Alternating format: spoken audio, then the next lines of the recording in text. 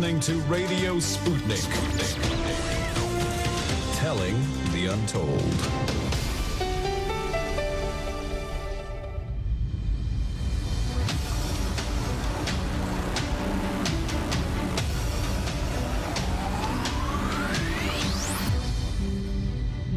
And we are live from America and just outside the Matrix.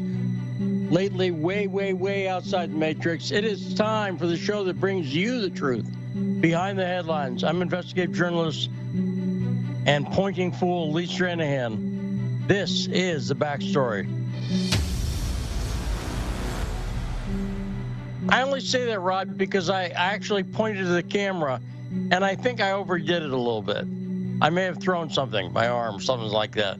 I was pointing too hard. But I wanted to emphasize, this is a show to watch. This is a show to be listening to at the time of this, I will call it a war, the Russian-Ukrainian war. Do you think that's fair? It's a military action, but I've seen some of the footage. I'd call it a war at this point. What do you say, Rod? No, it is definitely a war because there's casualties on both sides and there's innocent lives as well. That's right. So I'm gonna go with war. It was a military action on the part of Russia, but now when there's a gigantic column of people, like, did you see this column? Like the 40-mile column of Russian vehicles headed towards Kiev? Did you see that, Rod? Yeah, I saw that. I'm guessing that was from a drone, right? I think so, yeah, but there's people who shot it different ways. Some people were just on the ground and they saw, that's a lot of vehicles. And it does seem like, but let's talk about who's on the show today. In the first hour, we got George Zamouli. In the second hour, we got Karma. Is that right, Rod? Correct. George Zamouli's coming up in about 12 minutes. Right. I just wanted to double check and make sure we got the great Carmen Sabia joining us to talk about some non-war stuff. We'll be talking, it's a different kind of war, maybe. Last night's State of the Union. Let me ask you this, Rod. Rod, you know what? I don't think I've ever done this, but I'm going to because you do such a great job for the show every day. Rod, say the name of the show and watch what happens. Go ahead. Backstory. That's kind of fun, isn't it, Rod? Admit it. Yeah, it's a little bit of power. It is. Right. No, I hear you. And I wonder why that doesn't happen in my regular life. I say the name of the show constantly, and I never hear that. But our engineer was nice enough to send it to me. I asked for the boom, and I got to get it going on my drum set later. And I will. Maybe I'll shoot some video of that. Because everyone wants to see me hit something and then have that sound happen. Right? That sounds fun. But let me ask you this about the State of the Union. Because we've been into this war thing for about a week and a half now, right? Right, Rod? Since the beginning of last week, right? And we've almost talked about nothing else. Is that fair to say? Yeah, no, that's right. And there's a few reasons for that. One of them is because we're on Radio Sputnik, which has now been banned in the EU and pulled off YouTube, as has RT. Do you know this ASB Military's Twitter account is, Rod? You heard of them? ASB Military? Oh, no, I've been following them, and they've been posting some pretty good stuff, incredible information, not necessarily propaganda. Well, yeah, so this ASB Military site on Twitter, look for that, ASB/military. They're one of the best sites. I retweet them all the time. And they follow like 99 people. They've got like 160,000 followers now, Rod. And guess who one of the people they follow now is? Go ahead, guess. I'll have to guess it's Lee Stranahan. That's exactly right. So I got that going for me, which is nice. So they're following me, and I want to say I really appreciate it because they only follow 99 people. So, that's a big deal. You know what I'm saying? And they are one of the best sites out there, bringing lots of interesting information that I think is very good and balanced. but they played a segment from RT. Did you see the guy in RT who was in the Donbass, the RT correspondent who was doing the piece from Donbass, talking to people whose houses had been shelled and families had been killed by the Ukrainians? Yeah, I believe. Yeah, I believe that's Murad. That's a person you're talking about. I can't pronounce his last name. No, that's right. That's why I said that dude from RT. He's got good facial hair. That's what I'll say. And right, agreed. You know what I'm talking about. But more importantly than how good his facial hair is, that was a great report. And the people over at ASB Military pointed out that that's exactly what's going to be banned that's what right now Europe can't see. And that's disgusting to me. Right? Because it's good reporting. No, for sure. Yeah, for sure. And then also, I believe I saw it was either him or somebody else. We're talking about the prisoners that have been released. I don't know if I believe it's been confirmed that they released some prisoners and they've taken weapons and they're committing crimes around Ukraine. Yes. So, that's a big story that's not being told to the general public, that just how crazy it is in Ukraine before and during this Russian military act. Well, because I've said this before, but I want to be really clear on this. When they talk about denazification and they talk about these Banderites, by the way, here's the deal. I've been talking about Banderites, and we've been doing it on this show provably for about not this show because I used to be the co-host of Fault Lines. Back on Fault Lines, we used to talk about Banderites. I've been doing it 3 or 4 years. Why would I stop talking about Banderites just because Vladimir Putin's? I'd never heard. Had you ever, until last week, had you ever heard a single speech, Rod, from I'm not saying he never made it, but we don't follow his speeches. I'd never heard Vladimir Putin talk about Banderites before. Had you? No, I think he's talked around it before. I've seen him talk around extremist groups. Like he'd say something like extremist groups in Ukraine. Right.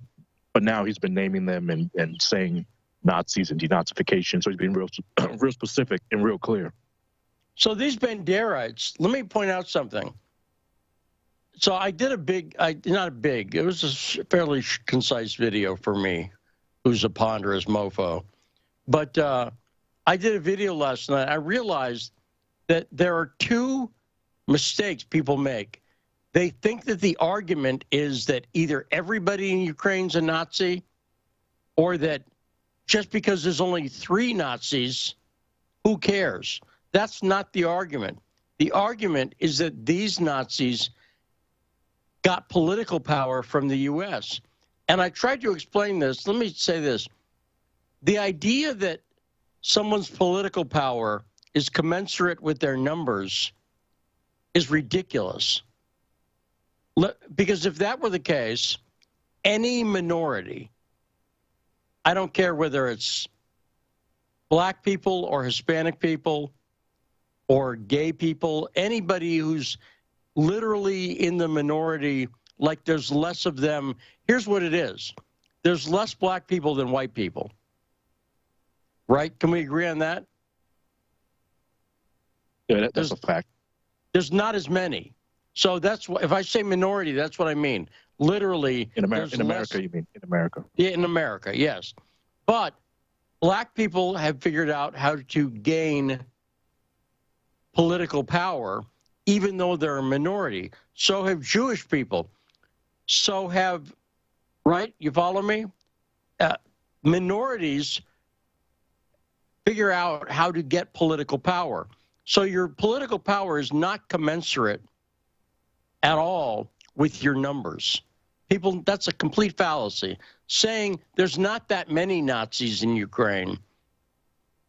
So why are you saying they're powerful? Because they are. Those not. Yeah. There was I'm sorry to cut you off, but I just want to add to what you're saying. There was a Ukrainian rally in Philadelphia last week, And as you already know this, but there was a couple black and red flags that showed up, and the Philadelphia Inquirer took pictures, and they were like, "Oh, look at this Ukrainian rally." And as you know, people on Twitter were commenting and saying, "Well, do you know what that black and red flag stands for?" And the person from the Philadelphia Inquirer had to kind of update the picture and say, "Oh, well, it's just some of these." And she worded it very nicely what the black and red flag stood for. Well, so do you know what I'm seeing people say at the end of speeches? They're saying Slava Ukraine. You'll see. Listen to this. Politicians, American politicians are saying that. Do you know what Slava Ukraine is from? No. That's a Banderite slogan, and it's done in a call and response fashion. So, call and response, the most famous one to me is, it's not the most famous, but I remember it, is Jesse Jackson. Remember Jesse, when he would come out, "I am." And then the audience would say, "Somebody," right? Right. So call and response, okay? Slava Ukraine means glory to Ukraine. And then what the audience is supposed to say is glory to the heroes. And the heroes means the Banderites. That's who the Nazis. So people are up there saying the first part of the Nazi slogan, like Slava Ukraine, is the slogan of Ukraine. It was the slogan of the Banderites. And people are just saying it. So it's not surprising. But so the broad point I'm making here is the political power is not commensurate with numbers. Never has been. And the way you get how do you get political power if you're a minority? One way is you form coalitions with the people who are in the majority or have money, right? So the reason the Nazis in Ukraine have power, do you know who gave them the power? We did. The United States did. We're doing it right now. We gave them. If you look back prior to 2014, they did not have the same political power. And when we talked about the fact that they're not going along with the Minsk Accords, or they refuse to have a ceasefire, do you know why they refused to have a ceasefire, Rod? Do you know who's responsible for that? The Nazis. There's a lot of pressure from the Nazis. And the other thing people need to realize, and I've said this before, and I may talk about this later. We got George Zamulli coming up in a minute here.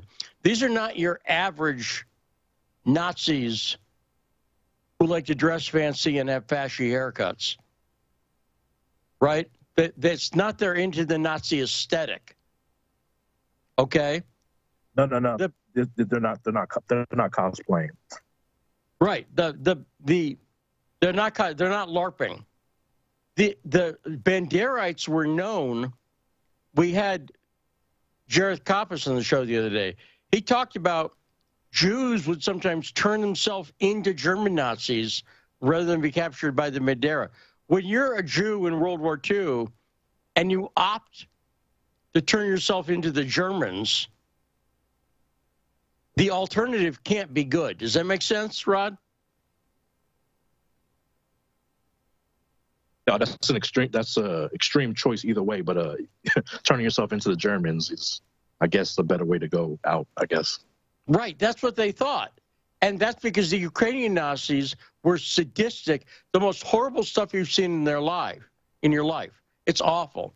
I put a link up. I can't even look at it because I'm not into that stuff. I mentioned I'm not into horror movies. I know the guy who made Saw 2, Saw 3, Darren Bousman, and friends of mine, like my friend Spooky Dan, is into horror. I've never been into horror movies or gore, Al or otherwise.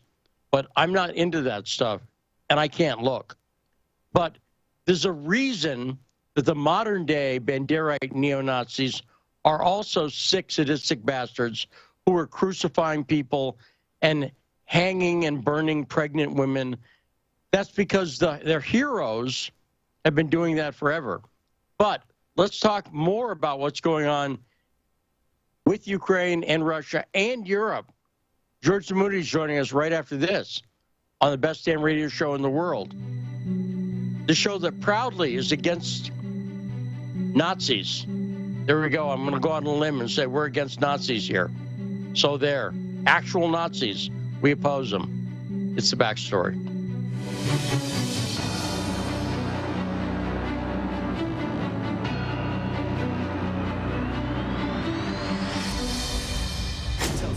Want to talk? Get in touch with us at radio@sputniknews.com. So, Sean, what do you want to talk about today? Well, Bob, that's easy. I want to talk about the need to stop the development of self-driving cars. Again, Sean, you're driving me nuts. I think the self-driving car thing's already out of the gate. No. It's never too late. See, now the leading experts in the field, I mean, just pick one, whichever one, leading experts have repeatedly warned us about the dangers of artificial intelligence. Look, I'm telling you, man, we have to stop the robots by any means necessary. I see what you did there. Yep. Tune into our show By Any Means Necessary daily from 2 to 4 p.m. Eastern Time on Radio Sputnik. And don't forget to call in at 3:20 p.m. to our studio number 202-521-1320. And if you miss us live, check us out on SputnikNews.com, Spreaker, iTunes, iHeartRadio, Spotify, or wherever you listen to podcasts to stay up to date on the latest political, social, and economic movements shaping the world around us. Feeling kind of blue, but maybe also kind of red, and kind of purple, and kind of alone? You've got a friend on Radio Sputnik. Tune into Political Misfits from 12 to 2 Eastern Time, Monday through Friday, for news, politics, and culture without the two-party bias. Catch us daily on 105.5 in Washington, D.C., or 102.9 or 104.7 in Kansas City. Or find us on Twitter, Facebook, YouTube, Spotify, or wherever you get your news. Are you bored? Are you lonely? Do you need a hug? Well, we can't give you that, but we can keep you up to date on Radio Sputnik.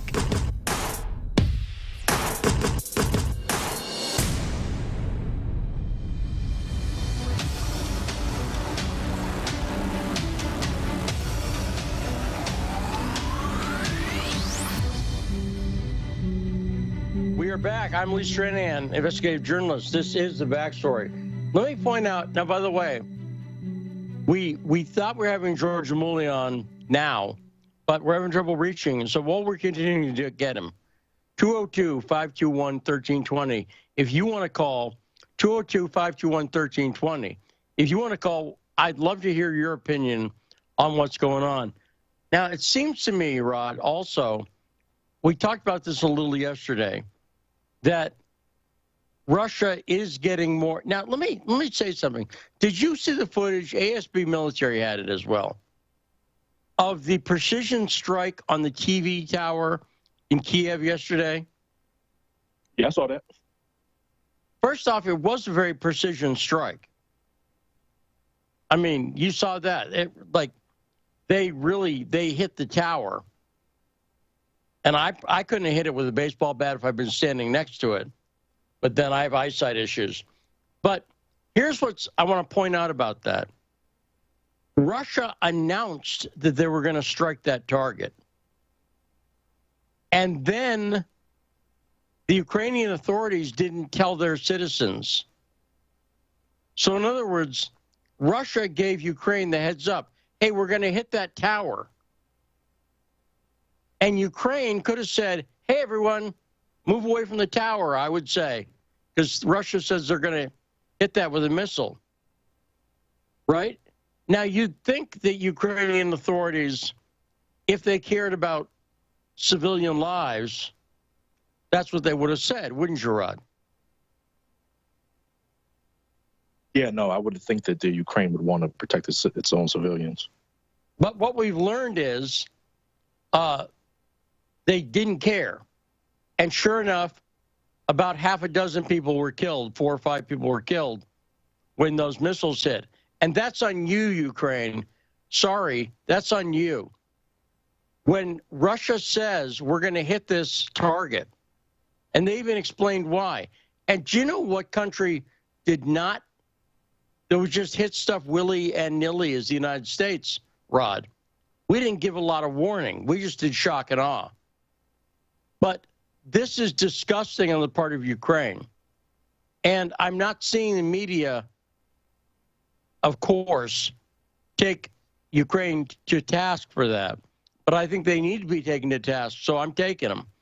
That was bothersome. And ASB military pointed out that Russia had announced it in real time. They said Russia said they're going to hit this tower. So ASB military knew about it. Does that make sense? Yeah, no. Yeah. Yeah, go ahead, Rob. What say you, sir?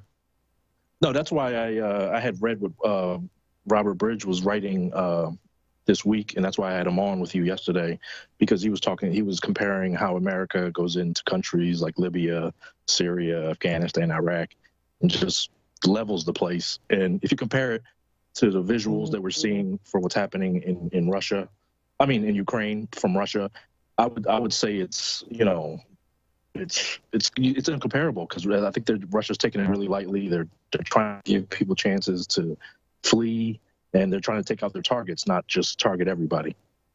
And at first, George Zamuli will be joining us in just one second. At first, Russia was criticized, actually, on the Sunday shows this past weekend in America.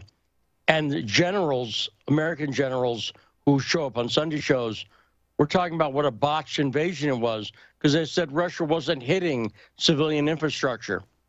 They were critical of Russia. They were saying they don't know what they're doing, but they do know exactly what they're doing. Joining us now, analyst, writer, George Zamuli. Hey, George, how you doing? Good. It's actually George Samueli. Samueli. Sorry about that. Okay. I always get that wrong. And do you know what happens, George? I'm sure. Tell me I'm not the only person ever to mispronounce your name. You are definitely not the only person ever to get my name wrong. And by the way, feel free to screw up Stranahan however you want to. I owe you one. But I won't do it. No, George, I appreciate that. You're a gentleman and scholar, sir. I got George right, correct? I'm pronouncing that correctly. Yeah, George is not absolutely perfect. Exactly, perfect. It's not Jorge or anything. It's not Jorge. It's perfect pronunciation. There we go. Thanks, George Samueli. So thanks. So first off, I'm going to do for you what I've done for everybody, which is I'm just going to leave you the floor to say whatever you want to say about this Russian-Ukrainian war. However you want to approach it. Just go ahead and say what you think. Well, I think I generally agree with the thrust of the conversation that I overheard during the past few minutes, which is that the Russian strategy is not to use overwhelming force to level buildings, to hit civilians. I think they are conducting warfare in the way that Putin outlined, which was that they are seeking to denazify Ukraine. And that means that they are going to destroy these various neo-Nazi militias, these Azov battalion formations. And that means a lot of hand-to-hand combat, actually direct military operations involving armed forces, which means that they are going to sustain heavy casualties, and they've already sustained heavy casualties. I mean, the numbers today, and I was kind of surprised that they've already lost some 500 servicemen. I mean, that's in just a few days. That's fairly substantial casualties, and that already indicates that they are risking the lives of soldiers, not just simply pummeling and devastating civilians. You know, the American way of war, no boots on the ground, so we're just going to bomb them from the air, and we don't care who gets hit, just so long as there are no boots on the ground. So I think that's what it seems like this is the way the Russians are going to fight. I think the Russians are making slow but steady progress. I think that they're capturing more and more of towns. I think Kherson is now in Russian hands. I think Mariupol will be in Russian hands soon enough, and that'll be a big victory because that's the base of the Azov battalion, and then I think that increasingly the government of Ukraine will be losing control of the country, and then in the peace talks, Zelensky will get a worse and worse deal available to him. It's becoming clear. I think it's been made clear to Zelensky by the Biden administration that it's not going to get involved on his behalf. So his massive public relations campaign, poor little me, poor little Ukraine, being picked on by this big bad bully, it's not succeeding. And that means that he's going to lose this war.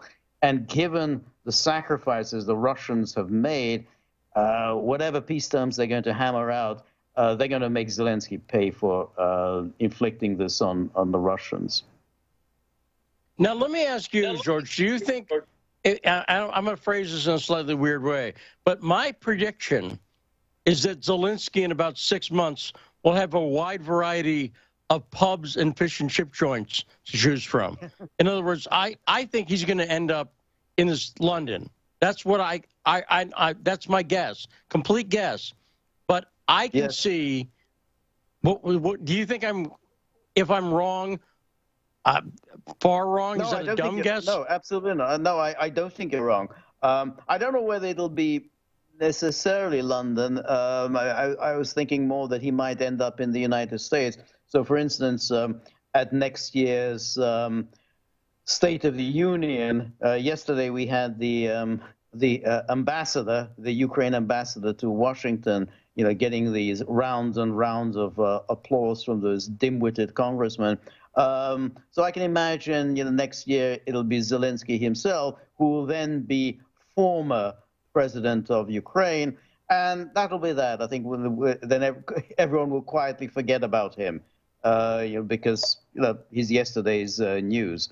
So that's it. So I don't think we'll be hearing any more from him. He might pop up from time to time on the various political talk shows denouncing Russia and the usual stuff. But I think you're absolutely right. I think he'll be gone soon. Yes, and what you may not see anymore is he may not in the future be doing that comedy bit where he's playing a piano with his weenie. You've seen that, right? I have seen that, yes. That's right. I was not familiar with his work as an actor before that. Go ahead. Yes. Yeah, no, I think he has been an absolute fiasco, a total disaster. He came in there was so much hope, so much expectation, and one has to remember, I mean, I'm sure you're aware of this, that, his platform was good relations with Russia and peace in the Donbass. I mean, he won overwhelmingly against Poroshenko, who had launched the war on the Donbass. So there was a great deal of expectation, and he completely failed. Now, maybe he was terrified. He's frightened of all these neo-Nazi elements. I mean, they are a pretty scary bunch. And it was more than his life was worth, actually, to implement the program that he had actually run on. But he failed, and he failed his country badly. He had so many opportunities to attempt to, at least even to pretend to implement the Minsk Accords, to take the negotiations seriously. I mean, he could have easily just said, yeah, okay, we're going to show up, and we're going to pretend to negotiate something in Minsk. The Minsk Accords were actually very, very favorable to Ukraine. I mean, Ukraine had lost the war in 2014, and the Donetsk and Lugansk had actually applied for membership of the Russian Federation. The Russians had said no. So, if Ukrainians had taken seriously the Minsk Accords, at the end of that process, the Donetsk and Lugansk would have been reintegrated within Ukraine. The Russians wouldn't have been very happy about it, but it would have happened. And then once the Russians have gone, once Ukraine has secured the borders, they can easily have gone back on their word. So it was a missed opportunity. Now Donetsk and Lugansk are gone forever. So again, total disaster. Zelensky was. Well, now let me ask you this. Let's try to read the mind of Vladimir Putin for a second here. And obviously I don't know what he's thinking, but I know what he said, and I know what I know from covering the situation there. I genuinely believe that Russia doesn't want to install a pro-Russia puppet government. I think what they want to happen is I'll put it like this. I'm going through a divorce, so I'll say this. You know, if my future ex-wife ends up with another guy, I don't care. Right. But I don't want him to hate my guts. Does that make sense? I don't want him to be someone who's going to turn my children even further against me, right? Yes. I just want someone who, he doesn't have to like me, but don't hate me. And I feel like that's what Russia wants. They don't want somebody who's going to come in waving a Russian flag and wearing a Putin pin, even if those are available or whatever. I just think they want someone who doesn't want to attack them and hate them and hate people who speak the language. What's your sense, George? Oh, no, I think that's absolutely right. I think that's what they want. I think they really want Ukraine to abandon this extreme Russophobia, this extreme nationalism that is clearly coming from the Galicians in the far west of the country. And this is a long-term project. I mean, it didn't just start in 2014. I mean, you know, it didn't even start in 2004. I mean, it's really started in the early 90s of this gradual Ukrainization of the country, turning against the Russians. I mean, you know, there's been a very strong anti-Russian animus already there within Ukraine, but it had somehow been pushed to below the surface during Soviet times, and the Soviets had basically eliminated all those banderistas. They assassinated Stepan Bandera in the late 1950s, and they seem to have controlled this this extreme Ukrainian nationalism. But from the early 1990s on, they began to reassert themselves and gradually turned Ukraine into an anti-Russia state. And I think that is something that's been a big concern of Putin's, because Putin does believe very strongly in this Russian civilization, which consists of Russia, Ukraine, and Belarus. And if things were to go on for another decade or so with this extreme Russophobia, Ukraine might be lost to the Russian civilization forever. I mean, it's already people are growing up in Ukraine who don't speak a word of Russian. I mean, young people under 20, they just don't speak a word of Russian. It would have been unheard of just a generation ago, let alone more than that, that Ukrainians don't speak Russian. But that's what's happening. And I think Putin wants to end all that. So I think, again, I'm just speculating because I don't know what's going on in his mind. He may think that some sort of a partition of Ukraine, so we have the Donetsk and Lugansk in the east, we've got a core Ukraine in the middle with Kiev at its capital, and then you've got the whole Galician entity in the west, and he might just, the bit that was added on to Ukraine by Stalin in 1945, Putin might think, they can just get the hell out. He just doesn't want those people, and then let them decide what they want to do. Maybe they want to join up with Poland, but he doesn't want them as part of Ukraine because they just simply horrible Russophobes, neo-Nazis, and then they can just go to hell. So I think it may be that something along those lines, the kind of a partition of Ukraine, because Putin doesn't really think that either of those entities, that Galicia in the west and the Donetsk and Lugansk in the east, belong to Ukraine proper. It's not really the core of Ukraine. It was just simply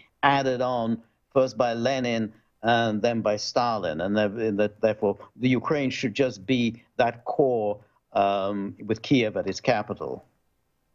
Well, let me ask you about Poland. Let me take up that for a second, because I think Poland's position here is interesting, in that historically the Banderites and Stefan Bandera assassinated people in Poland, and yes, they did. During World War II, they murdered Jews for one thing, and Russian speakers, but Poles in particular, Banderites really were atrocities that understates it, what they were doing to the Poles. Yes. And I noticed lately, Poland is part of NATO and pro-West, but in this situation, when NATO was like, we want to be able to do stuff through Poland, Poland said, and I see Poland not liking Russia in a lot of ways right now, but they wouldn't participate in what NATO was doing. So so you see what I'm saying? I see a lot of contradictions there. Poland, to me, shouldn't be supporting the Banderites just historically, because they didn't have because they suffered under them. How do you see Poland here, George? Well, that's a very good question. I had always assumed that they'd probably still like to get this territory back. I mean, after all, this was a part of Poland that was acquired by Pilsudski through war with the Soviet Union, and that led to the signing of the Treaty of Riga in 1920. And so this was tacked on to Poland. But then, as you say, that was a very, very unhappy episode from 1920 through to 1939. But Stalin wasn't really thinking in those terms when he basically grabbed all of this in 1939. I mean, he wanted defense in depth. So he wanted to push the Soviet Union's borders several hundred miles westward, because in anticipation of the coming attack from Nazi Germany. And, that policy made sense. What didn't make sense was for Stalin to keep this within the Soviet Union, which was always just going to create problems for him. Now, Poland obviously liked the bid. I mean, Poland's borders changed in 1945. It was pushed westward, so it lost permanently what it had won in the Treaty of Riga, but it was compensated by territories in Germany, the East Prussia, and so on. So I think Poland would probably quite like, this is more territory, and just it'd be a lot bigger country. But the question is, then, do they really want to live with these Banderites? And I'm not really sure that that will be a very happy marriage. No, that's a very good point. Now, let's also talk about the information war here. And in particular, let's talk about what's happened with the EU closing down RT. That what they've done is they didn't close down RT or Sputnik. They're still operating. But all they've done is they've made it so citizens of Europe don't have easy access to that information. They've taken them off YouTube. They're about to take them off Twitter. Do you think that's going to backfire at all? Because I see Europeans rising up. The COVID thing, I saw protests everywhere, all over Europe. What do you think is going to be the reaction of that part of the information war, George? Well, I think it's really quite terrible, because you remember, I mean, during the Cold War, there was no such repression against Soviet media outlets, because at the time, the West felt very confident of itself and regarded Soviet propaganda as a joke. So there was Pravda, there was TASS, there was Izvestia, and it was all freely available, and no one was very worried about it, because they thought, well, this is very funny. Who's going to believe anything Pravda has to say? The very fact that they are responding in this extreme way to Sputnik and RT, then it just shows that they are very worried about the information that is coming from RT and Sputnik. If you've got a strong case, you don't worry what your opponent is saying. It's only when you've got a weak case that you're worrying about your opponent. And I think that's what's really happening here, that they're afraid that, people are reading, looking at the RT pages, and they're finding these arguments quite compelling. They want a nice, simple narrative. Good guy Ukraine, Zelensky's Churchill. They're being picked on by Russia, which is the same thing as the Soviet Union, and that's Stalin. Anything that challenges that narrative, of course, causes the leaders great anxiety. And I think the COVID thing is very interesting, because we are going almost seamlessly from the COVID hysteria to the Russia hysteria. It's just been seamless. Everyone's suddenly forgotten about COVID, and here's another issue to get everyone agitated about and to whip up a kind of a ridiculously fervor about the terrible threat from Putin. So here were people cowering under their tables, terrified of going out because they might get the virus. Now, apparently, they're ready to take on Putin. They're ready to impose no-flight zones in Ukraine. So, the amazing kind of heroics. But I think on your general point, we're moving into a kind of a very different information spaces, because ultimately, the West has controlled the information space. All the major media outlets are all West. The internet is controlled by the West, but that's going to change. I mean, because of so much censorship and so much tyranny in the major media and on the internet, that I think Russia and China will develop alternative information spaces. Yeah, go on. No, I was just going to say, but the other, you make great points.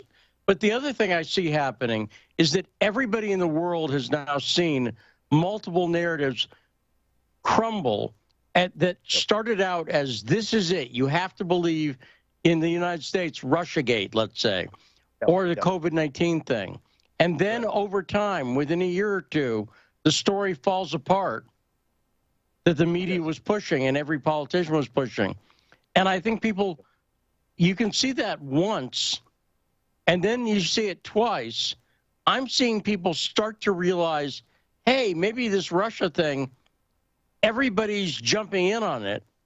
I'm starting to see people go, maybe this is not what they're saying it is. And I think they don't have anybody but themselves to blame. And I don't know, Russia. I don't think Russiagate hit quite as hard in Europe, for instance, as it did here. But the COVID thing, that happened worldwide, where at some points you literally weren't allowed to talk about certain things that are now accepted science. So, George, what say you? No, yeah, that's right. And that what happened with COVID, and is what's happening now, is the tyranny of those who control the internet. So it suddenly turns out that governments and these giant corporations easily collude with each other to control the information that is allowed to be transmitted to the public. And the punishment is very severe. I mean, we saw how people were getting constantly deplatformed for misinformation about COVID or the vaccines. And now we're getting, the RT, Sputnik, and all of this is being deplatformed. And I'm sure others are going to be deplatformed. I mean, if this continues, there'll be, people like me. I mean, I now fully expect that, my Twitter account will be closed because I'm presenting information that is misleading. I'm giving misleading information and possibly repeating Russian talking points. So yeah, I mean, and then the more this goes on, the more I think people will have to turn to alternative information space. I mean, there will be some kind of a Russian or Chinese based internet. And people will be going there. This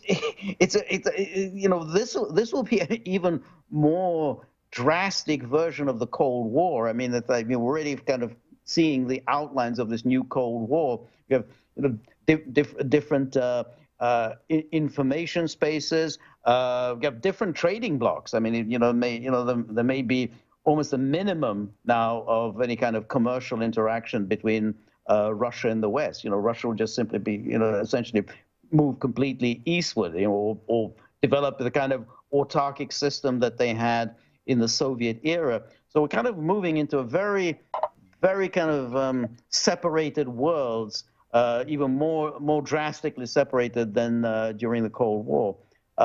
Quite a dangerous state of affairs, I think. No, I agree. George Samueli, thanks so much for joining us. As usual, fantastic conversation. Tell people where they can find you.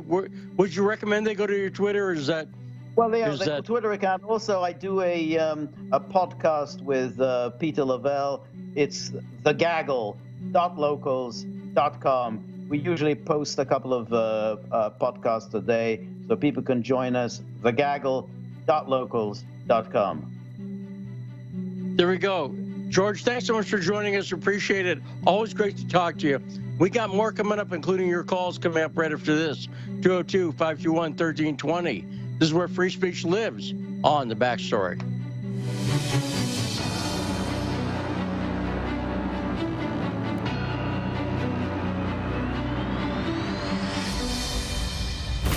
Every day we ask questions.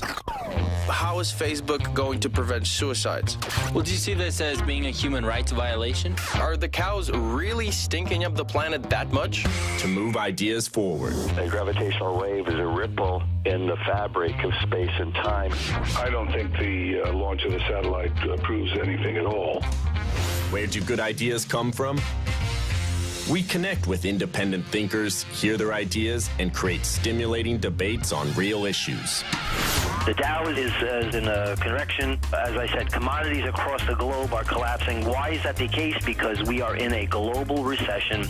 That is set to change because Iran has approximately about 50 million barrels, which it had put in storage during the height of the sanctions regime, and that's ready to be released as soon as possible.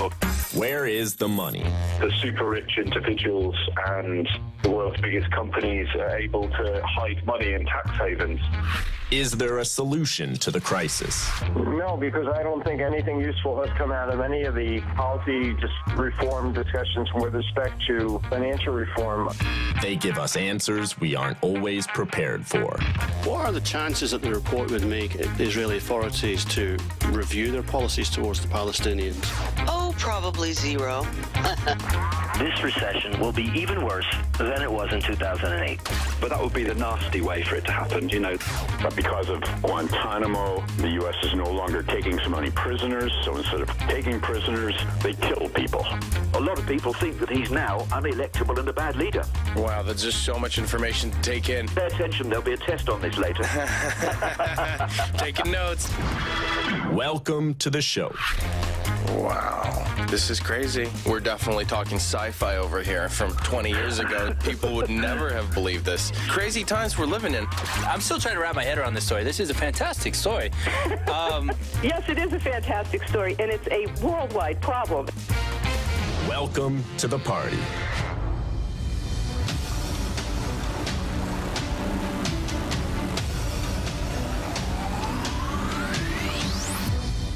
And we are back on The Backstory, 105.5 FM, AM 1390 in Washington, D.C. That's where you can find us if you're driving around on a radio or walking around with your boombox. Either way. Thanks so much to George Samueli for joining us.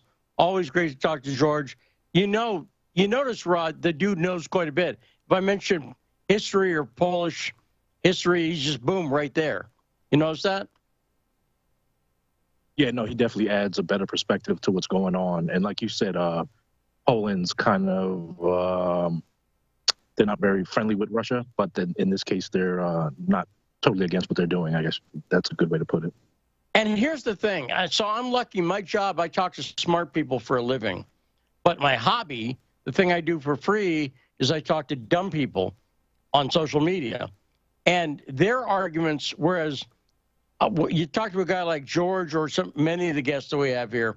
They understand history. They understand the background. You go up on social media, it's like, Putin bad. That's about it, right?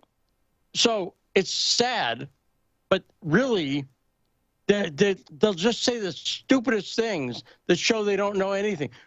Putin's a commie. Well, no, he's not. He's more critical of communism than AOC, I would say, by a long shot. But probably that's an easy example, because she's not that critical of communism anyway. But he's more than Mitch McConnell. But anyone who listens to Vladimir Putin's speeches, he specifically criticizes Bolsheviks, Russian history. It's his anti-communist. He's saying we don't want to go back to it. On the other hand, what he doesn't do is scapegoat communism to support fascism. And that should concern everybody. 202-521-1320. Let's go to Ingrid in D.C. Hey, Ingrid, what's on your mind? Well, hey, great talk with George Samueli. Last night, I spent a long time listening to this man, Gonzalo Lira, who is an interesting character. He's a Chilean-American who happens to be living with his Ukrainian wife and 2 children in Kharkov in Ukraine. And as it turns out, he's quite a well-followed blogger. He had, 800 people on this YouTube last night. And he told the story of how he seems pretty neutral to me, but he was kicked out of his hotel in Kiev because he had been just saying that while Zelensky's winning the propaganda war, Putin's winning the actual war. And he pointed out that Putin is not striking civilians, and he's leaving these corridors for people who want to leave the country to do so.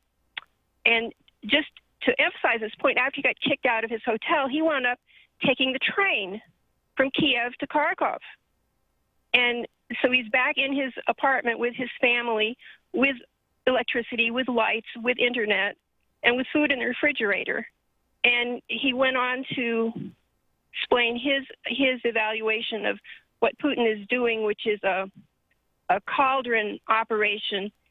When they come to cities and they get strong resistance, they fall back a little and just wait and then encircle the city, which is, they've already done this they haven't taken Mariupol, but they're around it. So yes, very interesting. They've surrounded it, yes. This guy, Gonzalo, I guess he's pretty well known in some circles. He was, I think, on the Duran today. So he's... Is this the Captain Red Pill guy? Is that who that is? That is. Yeah, he's great. He's done good videos. I've retweeted some of his videos, and he was saying that stuff, and it's very interesting. And he does seem to me to be, he's being honest about what's going on, and and this strategy of surrounding that's happening in Mariupol. I think one of the other things is, have you seen the footage, Ingrid, of the people who were trying to leave Mariupol? And the Azov battalion stopped them in their car, the woman screaming. Have you seen that video? I have not seen it, but I've also been watching videos of this fellow who's fighting in the Donbass, Russell Bentley, and he's talking about how these civilians in Mariupol are prisoners and human shields, and they're being shot if they try to leave the city. No, that's exactly what was happening. And this video showed people trying to leave the city being pulled out of their cars by the Azov, not by the Nazis, and screaming and everything. And it's a shocking clip, and anyone should be able to look for that. A lot of this stuff, like I say, I would highly recommend the ASB military Twitter account. I think it's one of the best ones to follow. And they played stuff from this Captain Red Pill guy. Someone I know who lives in Ukraine was very critical of him, but of this Captain Red Pill guy. And I said, Can you name anything he's gotten wrong? And he couldn't. And I always like to ask that of people. Like, okay, what specifically are you saying is wrong? Because he was clearly showing that the lights were on. The infrastructure had not been taken out. And I thought one of the best points that he made was the proof that Putin is doing what he's saying is the fact that he hasn't taken out the civilian infrastructure, because he could. Russia has shown they can do missile hits and plane hits on things. It's not like they don't know. It's not like if they wanted to take out the electrical grid, and I'll say it's about assassination too. There's a lot of press right now. I saw Fox is talking about Putin's failed assassination attempt on Zelensky. And I'll say this, I don't know anything inside information, but here's what I know. If Putin wanted Zelensky dead, he'd be dead. And the reason I say that is because I know what the U.S. did to Soleimani. And I know, here's what I know. When you walk around with your cell phone out making videos, if whoever it is, whether it's the U.S. government or the Russian government or whoever, they can find you and they can just drone strike you, right? So if Putin really wanted Zelensky dead, he'd be dead, in my opinion. And but instead, Fox is saying there was a botched attempt on an assassination and it's made Putin look bad. Well, here's the thing. I don't believe there was a botched. I believe that that's a false flag. There was also something that the ASB military pointed out a couple days ago, worth pointing out. They said the United States had said that Russian forces were disguising themselves as Ukrainian. So that's an open invitation to a false flag right there. Why is the U.S. saying Russian troops are disguising themselves as Ukrainians? Think about what the effect of that is if you saw footage of Ukrainian soldiers killing civilians, all you have to do is say, no, see, they're really Russians. They're not Ukrainians. But they're wearing Ukrainian uniforms. But see, we told you, Russians, I have no reason to believe that Russia's doing that. But what I do have a reason to believe is that the U.S. would want to pin a false flag attack on people, on Russia in particular. And therefore, I think people should watch out for that because that's something I see coming. By the way, taking more of your calls, 202-521-1320. We'll take a short break in a second here. But I want to point out again, feel free to call in. I should do this with some of these numbskulls on Twitter. I should just give them the number because I love it when people come on Twitter and tell me that I'm not free because I am. Sorry, I am. But I'm going to use my freedom to take a short break here in 1 second because we're free, but we got to take a break at the top of the hour because we have to. FCC rules and stuff like that. And when we come back, we're taking your calls, and the great Carmine Sabia will be joining us on Carmine Wednesday because we want to talk about the State of the Union address, not Russia war stuff. We got some clips for you, and we'll talk to Carmine maybe about the war stuff a little. I got some questions for him to see where his mind is. And we got more coming up right after this on The Backstory.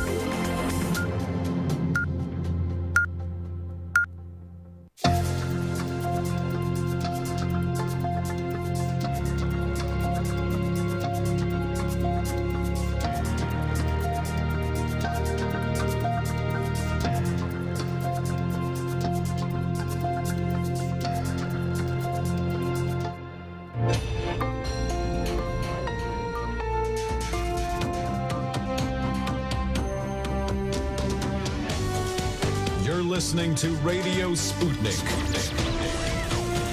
Telling the untold.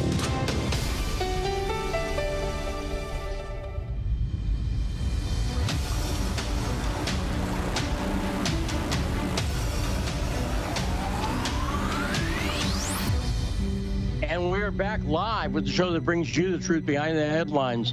I'm investigative journalist Lee Stranahan. This is The Backstory. Once again, I want to thank George Samueli from The Gaggle, a show he co-hosts with Peter Lavelle from RT. Always great to talk to George. We're taking your calls, 202-521-1320. And is Carmine there? Okay, well, just let me know. Carmine, it's Carmine Wednesday, but when we come back after I do the boom, Brandon from Virginia is on the line. 202-521-1320. It's The Backstory. So allow me to say, let's go, Brandon. Hey, Brandon, how you doing?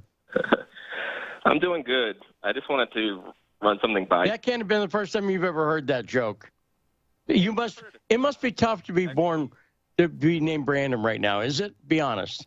It hasn't been bad, but if you ever watch anything where they keep saying that over and over again, my brain keeps doing the tick where it's like, whoa, who's talking to me? Who's talking to me? But then I have to start to ignore it. It's kind of difficult. Yeah. I knew a guy back when I did improv in LA named Forrest. That was his first name. And he said, this is right when Forrest Gump had come out.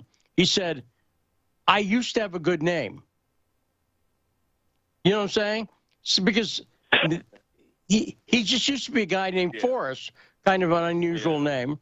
Then Forrest Gump came out, and he's got to hear that all day and all night. So right now, that's why I say, Brandon, nothing wrong with that as a name, but it's got to be ponderous sometimes to hear the stupid jokes like I just made. But go ahead, Brandon. What's your call about? Sorry about that. Hey, man. I mean, if you go to the gift shop, I always have my name on any of those gifts, so it's a trade I'll make. But I just wanted to ask you, have you talked to any of your listeners and fans about it being difficult to listen to Sputnik right now?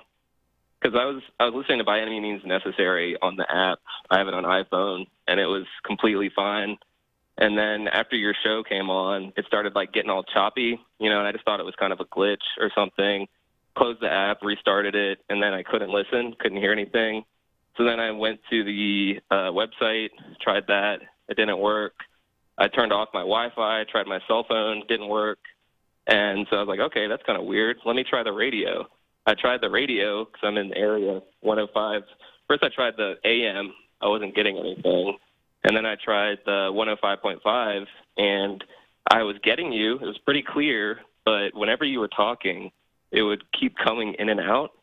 You would talk clear for 5 seconds, and then it would go away for 3, something like that. I'm trying not to be paranoid about it. Maybe it's just a technical issue, but considering what's happening, you can kind of see what. Command Central is saying that the broadcast from my end is fine. Is that right, Command Central? It's good on Chrome. So part of the problem, Brandon, is there have been some denial of service attacks going on where anonymous, they say, but anybody could say, I can say I'm anonymous. They say they're attacking RT and Sputnik. But by the way, here's what I know a little bit about anonymous and other hacker things. They tend to be in favor of free speech. The people I know who were hackers, and I've talked to people like Barrett Brown about this recently, there was a denial of service attack that happened up in Canada where they were shutting down, they were exposing the information of banks that they were saying were supporting the truckers' convoy. Well, the people I know who are associated with hacking would never have taken that position. So I worry that there's some false flag hacker attacks going on. And I don't know who's taking it down, but it's possible it relates to that, Brandon. So thanks for the heads up. But we can only do so much. I will, as Command Central, let me ask this. All the shows get up recorded, correct? And they're all available for download or listening, right?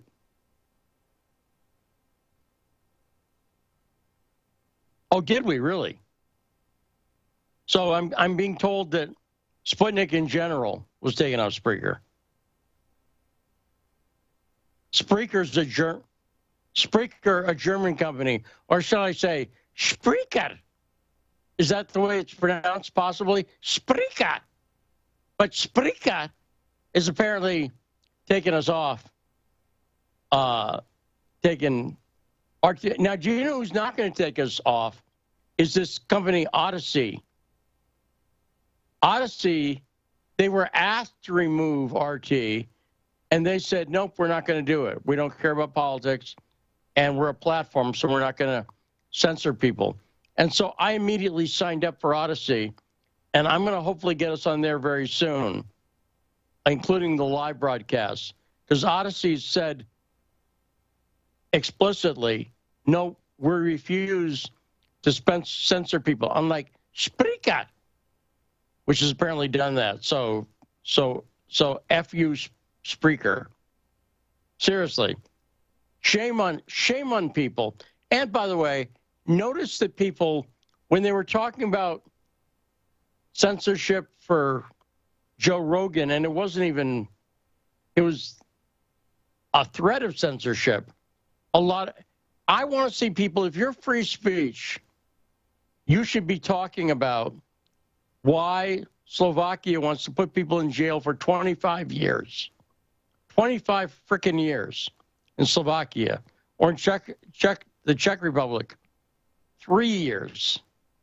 A walk in the park in terms of prison sentences. But people, if you're a free speech person, talk about that and talk about what we're being subjected to. And I pointed this out when I was talking to George. The people they're punishing are the audience. When you take programming off of YouTube and say audience people can't listen to it, you know what? Make up your own mind. That's what I say. How do you even know if the reason they want to take RT and Sputnik off is they want to be able to call us propaganda. And if no one can hear us and go, gee, for a propaganda network, they just ask people what they think and they're reporting stuff. You know, it's what I said about Joe Rogan when that was going on. The reason they're afraid of Rogan is not for any specific opinion, but for the fact that he gave a platform to people. They're trying to deplatform people who won't deplatform people. And the fact is that we have a variety. Wait, did you say something, Rod? Yeah, I was going to say you played Putin's speech in its entirety, and I think that might have been the breaking point. Yes, and that's why I did that, because also another site that's come under DDoS attacks is the Kremlin site, en.kremlin.ru. Was very difficult to get, and that sucks because that's where they had Putin's entire speech. And no one seems to care about that speech, but you should. Because here's the thing.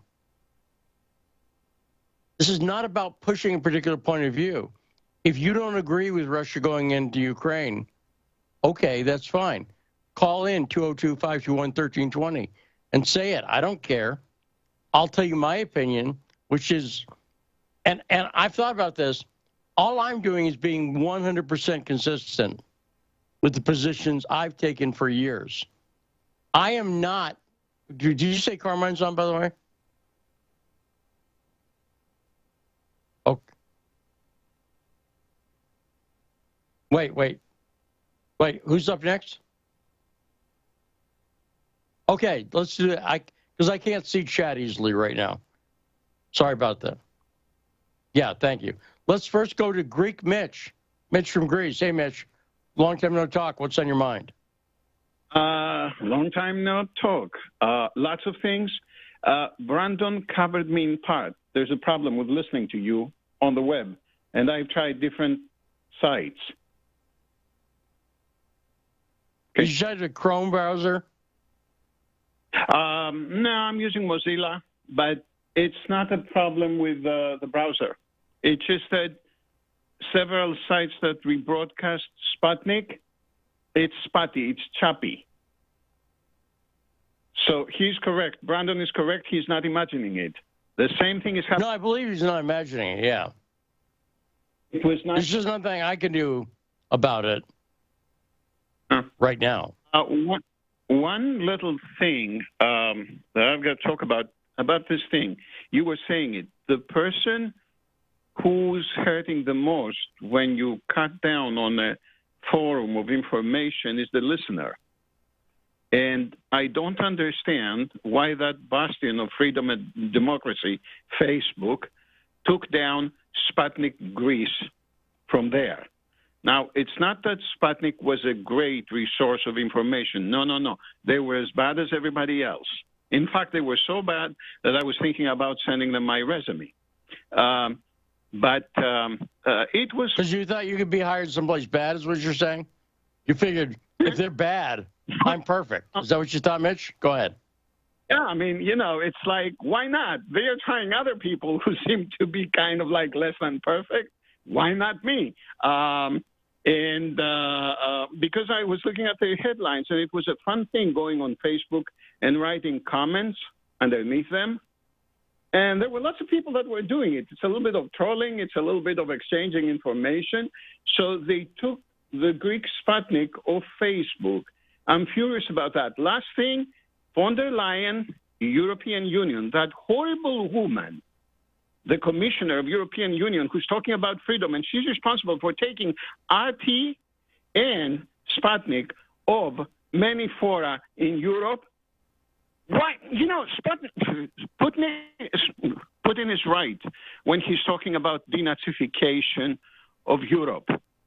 That woman holds from a family of slave owners. Check it out. Slave owners in Africa. They owned a plantation, her family. She's the last person who should be talking about freedom of information. European Commission. Well, hey, Mitch, great phone call. Miss talking to you. Mitch used to call in more regularly. Feel free to call in anytime, Mitch. Tarif, I see you on the line. I'll get to you in 1 second. I want to say hi to our co-host on Carmine Mondays, and now joining us for this hour, the great Carmine Sabia. Hey, Carmine, how you doing? How are you? I love when you're the great Carmine Sabia. I'm not that great, but thank you. But if I said the mediocre Carmine Sabia, if I said that, that doesn't sound very good. And great it's truth in journalism. Trippingly off the tongue. No, but I think you are great, especially since... Well, thank you, man. Well, no, and let me point out one reason. You are not a wuss. And here's what I mean by that. You were getting crap on Twitter. I saw it. From somebody, basically, I really hate it. Here's the thing. I've been anti-Soros as long as I've been on this show. I have been anti-Russiagate as long as I have been on this network. Always. I've been anti-Soros and anti-Russiagate. And I've been pointing out the problems with Ukraine for years. Nothing about my position has changed. Correct. Nothing. All that's changed is there's now Vladimir Putin's launched a military strike based on being a faithful listener to the show. No, that's not what happened. But you know what I'm saying? My position is consistent. And I see people come up and tell me I'm not free. I work here. Yeah, I work here. Nonsense. I know. And you saw it too. You were getting attacked. Yeah. Some dude was saying to you, what are you getting paid and stuff like that? And here's the thing. I don't know where you are now. And have you changed your position at all on what you're thinking about the war? Are you seeing things at all differently? I do see things. I see things more down the middle. I think there's mistakes made on both sides, and there's good things on both sides, and there's bad things on both sides. War's never pretty. The one thing I said, I want to hear what you're telling me about getting attacked on Twitter, because I get attacked every day. So I'm wondering which incident you were referring to specifically. But what I said the other day, I said, I think it's important to note, people like a dichotomy. Anti-vaxxer bad, vaxxer good, mask wearer good, not mask wearer bad, Russia bad, Ukraine good. People they just want bad guy, good guy. That's all they want. And they don't realize there's nuance to things. And there's, the other thing is Lee, and I've been trying to tell people, there's a lot more to all these stories than you're hearing. Our media is anything but free. Our media carries water for whatever administration is in the White House. Yeah, they attacked Trump on CNN. But if this was happening under Trump, they'd be carrying water the same way. They talk about Russian state media, but we have state media. Again, you look at, and you want to talk about state media for real, try and talk about something that Twitter or Facebook or YouTube says you're not allowed to talk about. You can't be on the side of that.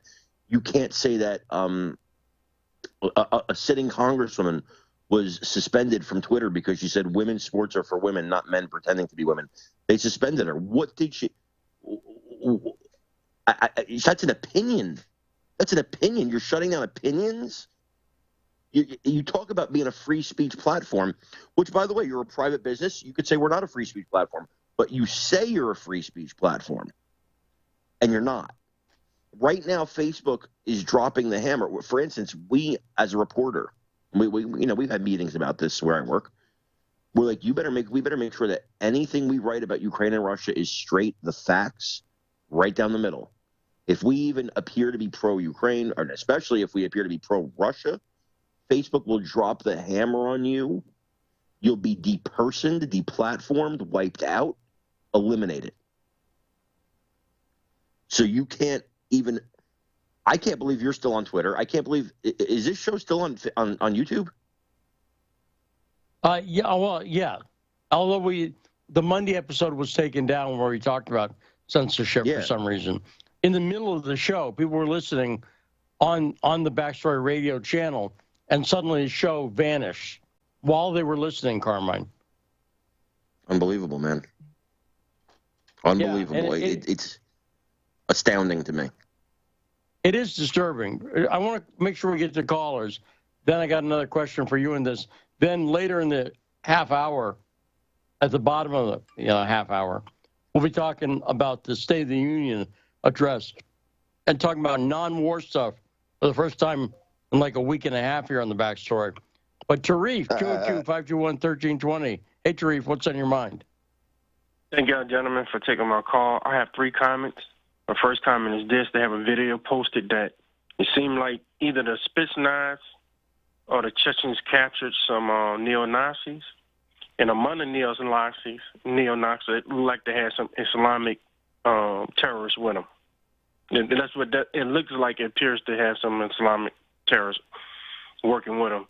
My second comment is dealing with the price of gas.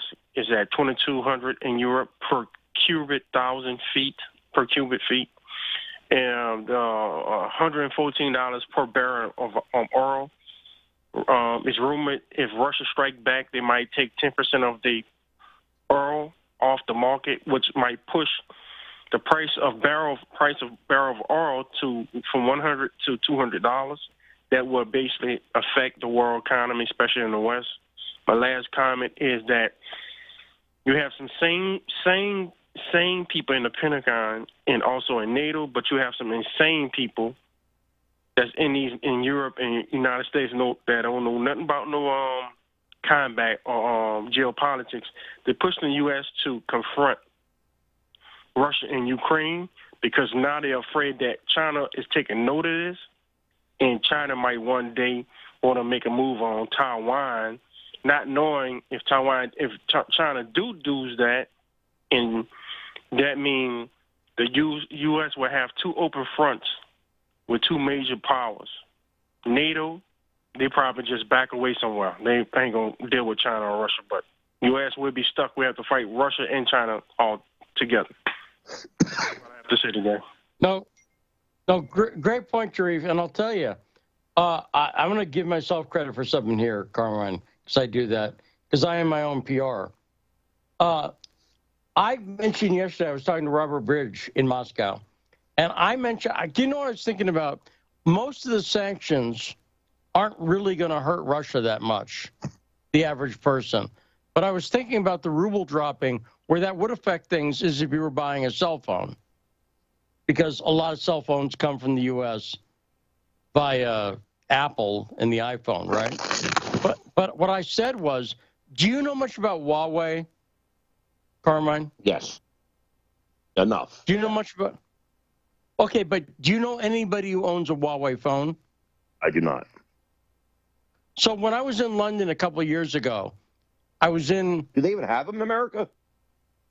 Not really. No, and here's what happened. When I was in London, I was on Kensington or someplace like that, and I looked up and there was a giant billboard selling Huawei phones. And do you know what, Carmine? They look like pretty good phones. In other words, it's not like a rock and a piece of string. Yeah. You know, it looks like a modern phone. And I realized that part of why, do you think Apple wants another competitor? If they could get rid of Samsung with a snap of their fingers, they would, right? Of course. So I said yesterday with Robert Bridge, I bet Huawei, if I were an executive at Huawei, I'd be jumping right in on the Russian market, saying, you know what? If Apple's going to ban Sputnik and RT from the App Store, hey, if I was Huawei, I'd be saying, hey, Russia, we've got your new cell phone here. Does that make sense? Just commercially. Yes, it does. Did Apple do that? They did. Apple took down the Sputnik app from the App Store. Now, let's talk about this for a second. Commercially, yes, that does make sense. But let's talk about this for a second. It's just we talk about the YouTube episode on Monday, talk about Twitter, talk about Facebook, talk about Apple, talk about Google. When you tell me today, well, of course we have free speech. It's the First Amendment. I submit to you, I understand the free market argument, but I submit to you, I've been screaming this for years. If you do not have free speech on the internet, you don't have free speech in 2022. Period. End of story. You don't.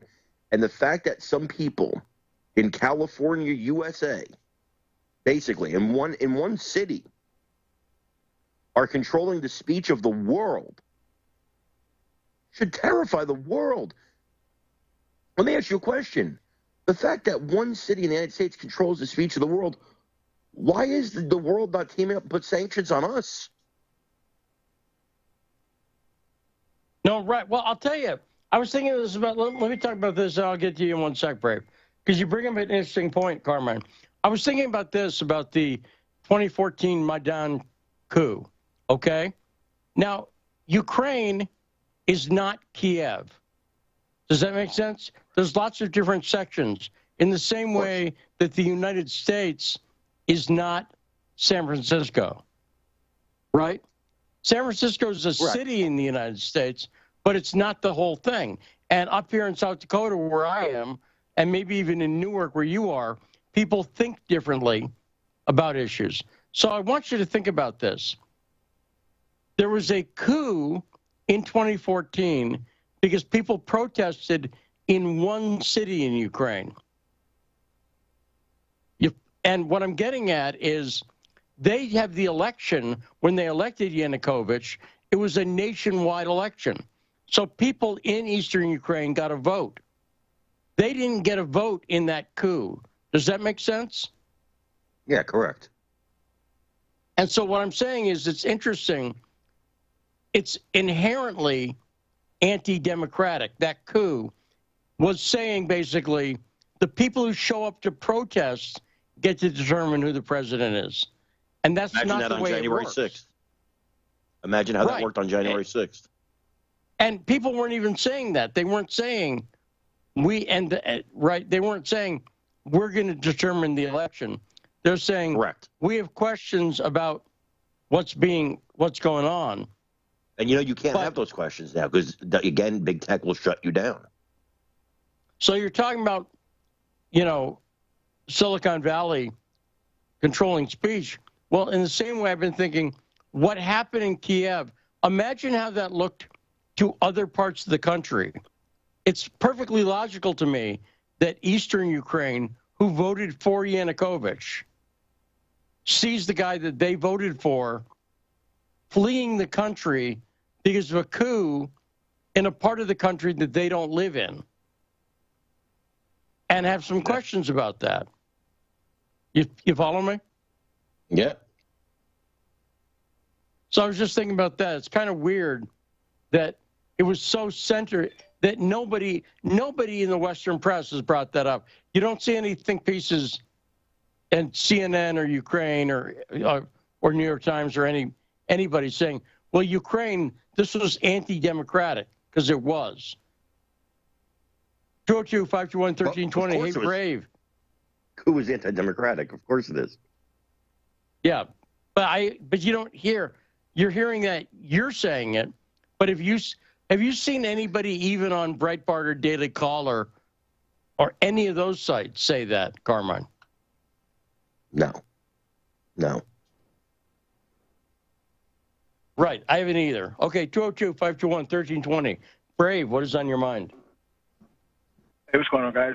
First, I want to confirm. I was going to say, or not confirm, I guess, just throw my my point in the ring too. That the trying to listen to you guys on the app and on the browser is a struggle for real, and it's really sucking. Not you guys are sucking, but the fact that we got to deal with this and go through this because of these autocrats being so terrified of actually getting information, it really sucks. So having gotten that out the way, I'm not sure if you guys are scheduled to have Kim Iverson on anytime soon, but I hope that you could or would. She had a great radar yesterday, I believe it was, where she was kind of reporting on some of the things that she had discovered or looked into and give as far as Russia's actions in Ukraine and the foresight that she believes that it's looking like Putin put into this, as well as not just Putin, but as far as Russia, China, and a few other countries actually have been possibly working on this for some time now and seeing this as the right time to go in. And I don't think it's anything nefarious. I think it's just I just think that it's what's required because of what's going on with the United States right now. I'm probably butchering her piece. So again, that's why I'm bringing it up. She would be an awesome person to have on to talk about it in depth because she's having a really hard time. Well, you know, I'm a big fan of Kim. I'm a big fan of Kim and like having her on the show. And Kim is welcome to come on anytime. My understanding is that Kim has some concerns. And I'll put it like this. My friend Roger Stone at one point had concerns about coming on Sputnik. And when he was in his trial, and I understood it completely. So I had concerns. Kim is welcome. What's that? I had concerns, if you remember, in the beginning. Yeah, but not for concerns that I would throw you out, or? No, you have concerns about what the other people in the media are going to say if you were on Sputnik, you know? Yeah, but that's why I said to you when I was making a semi-joke before and saying I do think you're great. And you're not a wuss. That's exactly why, Carmine. You know what? Thank you. Let me guess. You and I have not talked about this. My guess is that you're on Sputnik because you have nothing to be ashamed about, and Correct. You know, right? Am I right? Well, and I'm allowed. Yeah, that's one thing. I'm allowed to say whatever I want here. Nobody. And I've talked to you. I've talked to Rod privately. Hey guys, look. Here's how I'm feeling. You think it'd be cool? You say whatever you want, Carm. Say whatever you want. I have total free speech on here, and that's amazing. So anybody could say what they want, but you come on Sputnik Radio, you could say what you want. People can call in that phone number and say whatever they want. And if I said to you, we'll get to you in one sec, David from New York. If I said to you, hey, Carmine, you can come on, but you only have to say, you can save the criticism of Russia for your own time. Don't criticize Russia at all here. I assume, A, you would stop coming on And I would B, stop coming on. And you'd also say it publicly, probably. I would blow it up. You know, yeah, I'm I not would. right.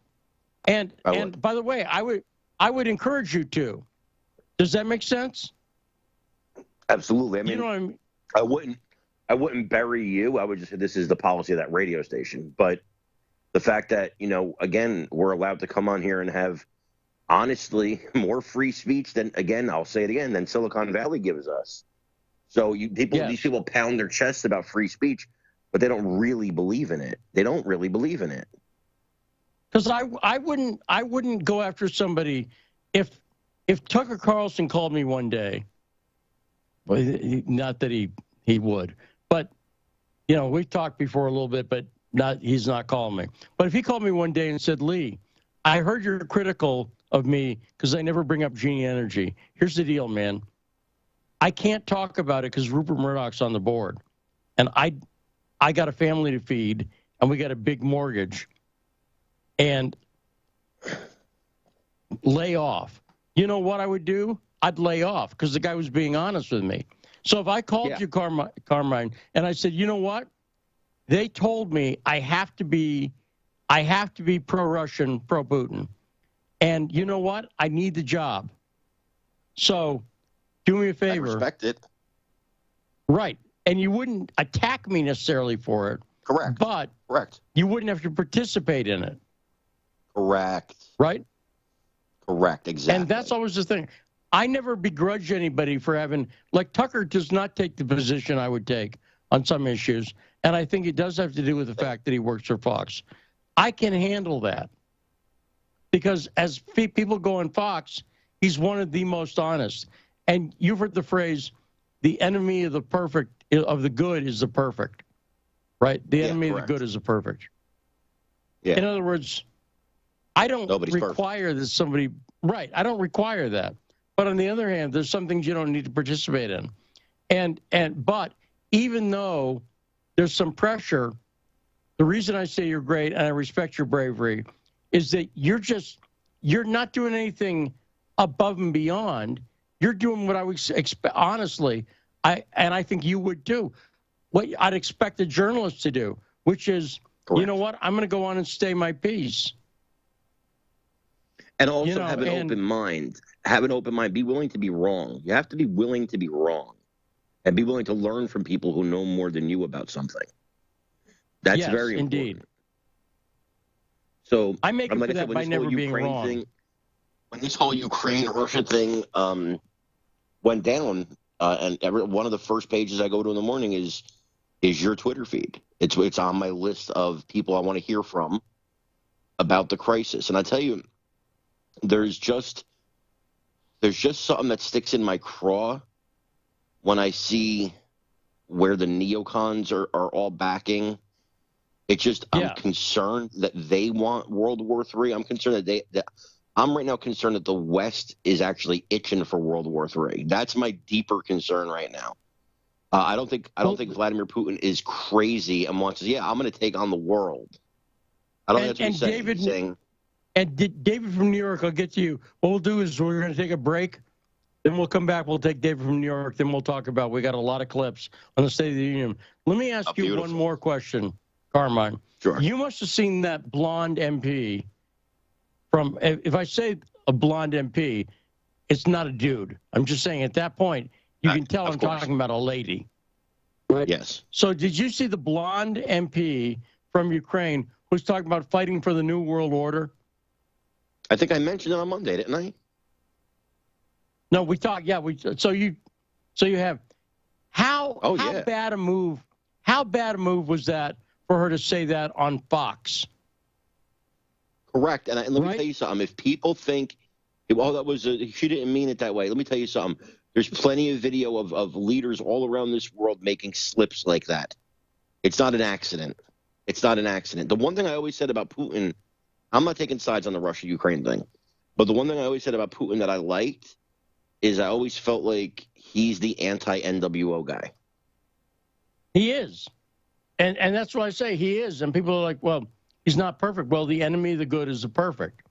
And at this point, he's the guy. If you look at who's against Putin, It's everybody who I respect hates, like Soros. It's true, right? It's true. It's and true. that's what he's up against. Did you see the news? Let's take a short break. Okay. We'll take a short break. When we come back, David from New York, we'll get to you. And Carmen and I are going to talk about the State of the Union address. And I'll get this out of the way right now. The State of the Union address is, at this point, I think, a stupid. It should be done away with. It's like the Golden Globes. Get rid of it. But 202-521-1320. More after this on The Backstory.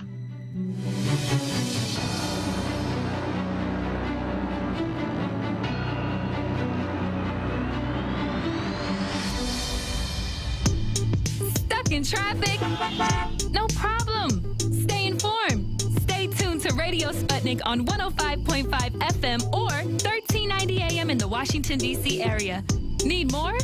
Follow us on Facebook or check us out on SputnikNews.com. They're bringing drugs. They're bringing crime. I like beer. Yeah, we drank beer. Whoever's in charge, and I want the report. Let's talk about that. Discussing all the controversies and news across the disunited states of America. Tune in to Fault Lines every weekday from 7 to 10 a.m. Eastern, only on Radio Sputnik. In a media landscape filled with so-called journalists acting as stenographers for their billionaire bosses, there is a desperate need for news, analysis, and perspectives that buck the status quo and get to the heart of how domestic and international events impact you and me, as well as showing how we can get involved in the struggle to change that status quo.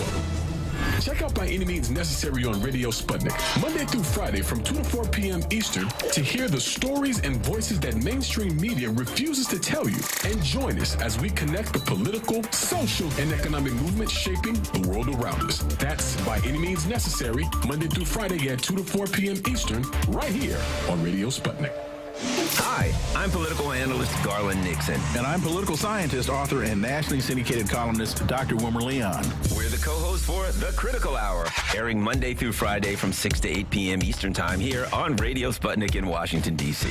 We close out your day with a thorough and hard-hitting analysis of the day's top stories, where we bring in brilliant scholars, authors, and investigative journalists from around the world. And on Fridays, it's panel time, when we do a roundup of the week's most important issues. Join us to keep up with the world's top stories. Enjoy an in-depth analysis. And have a little fun along the way. Listen to our show, The Critical Hour, Monday through Fridays on Radio Sputnik.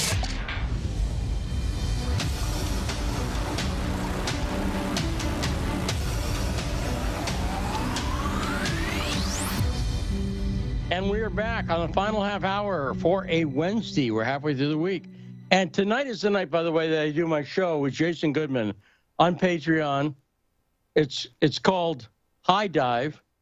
And we're going to be talking tonight about how the Russia war connects to Russia Gate and the areas that connect those two. It'll be a great conversation with Jason Goodman tonight.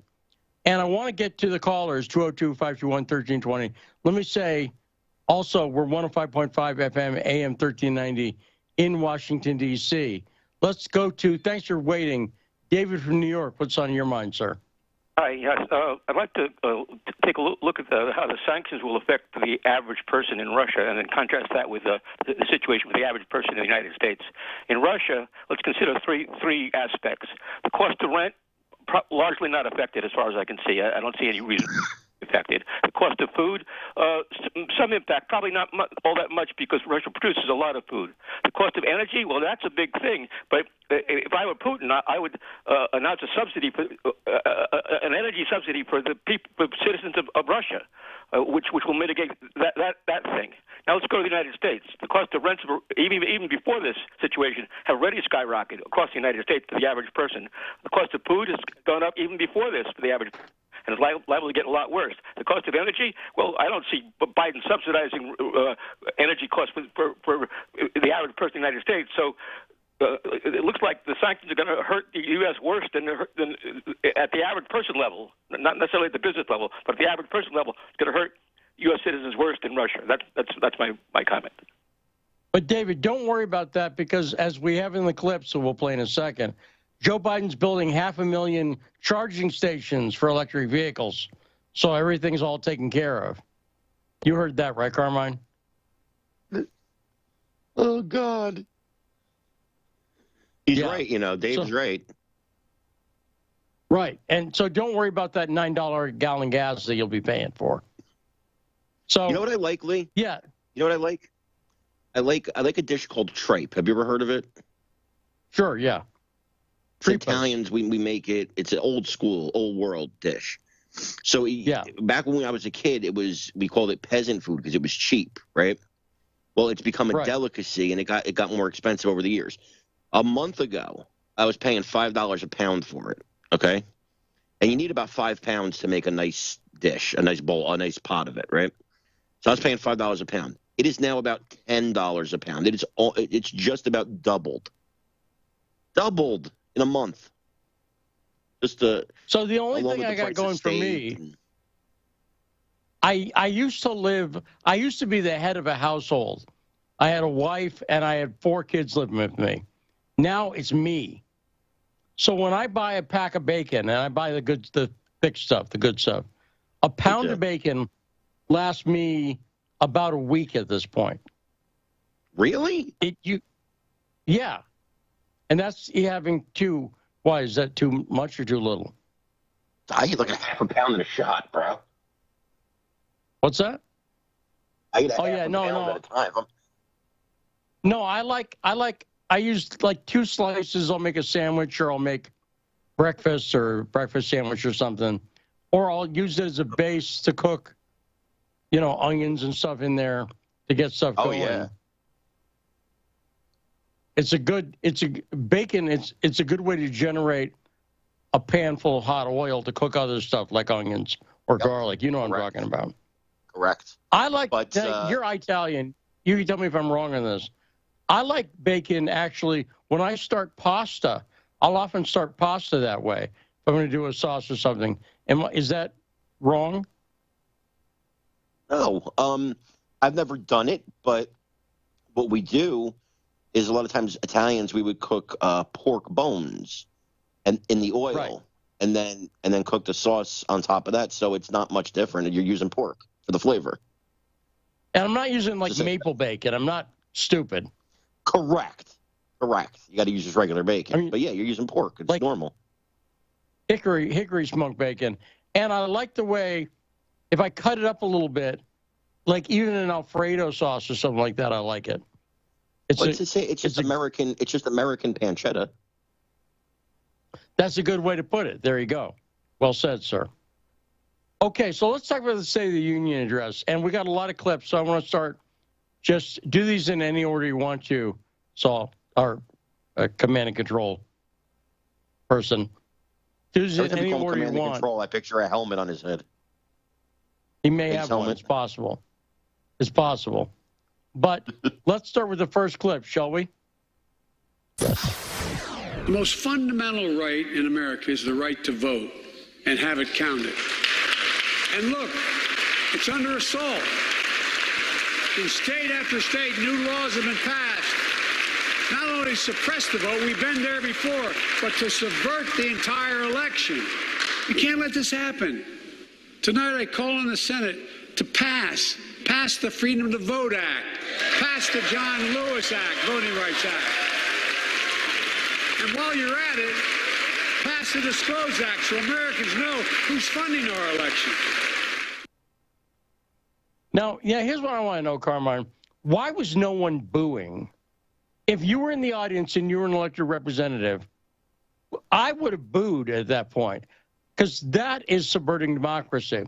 In fact, we don't have democracy, and it's because of the Democrats. That's what I say. Carmine, what say you? Defend the Democrats. Go ahead. Yeah, imagine that. You're right. And also, where's the fact check on that? Because all we're really doing is bringing the voting laws back to the way they were before the pandemic, which the Democrats want to make permanent because they learned that mailing a ballot to a bunch of apathetic voters who were never going to vote results in getting some of those votes back. I don't want apathetic voters voting. If you don't even have the time or the energy want to put in the effort to request an absentee ballot, then you don't need to be voting. It's obviously not important to you. And this may sound racist, but who knew black people like to mail things so much? And let me explain that joke. Because a lot of this stuff is that it's racist, right? But how is... I thought here's what it was. Are these the same black people who couldn't figure out how to get an ID?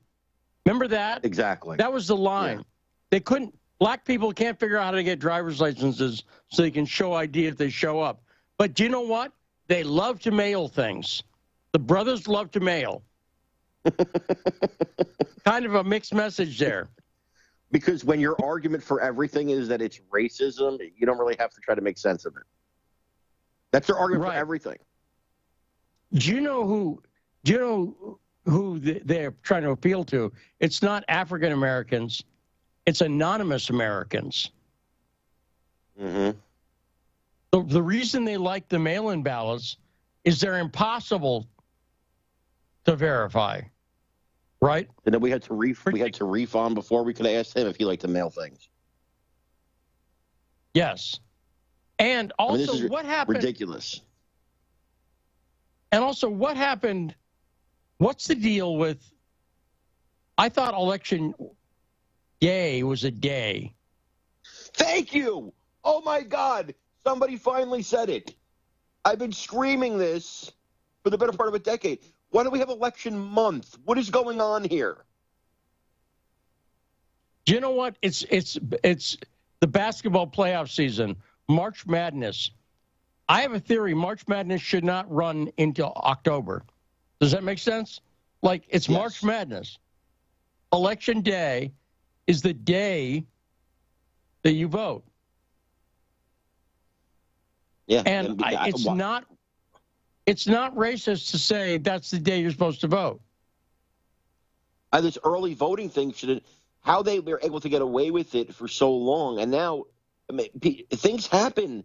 Let's say you vote a month before, and in that month, new things come out about the candidate that you didn't know before. You can't change your vote now in a lot of states. And if you do want to change your vote, what a mess that is.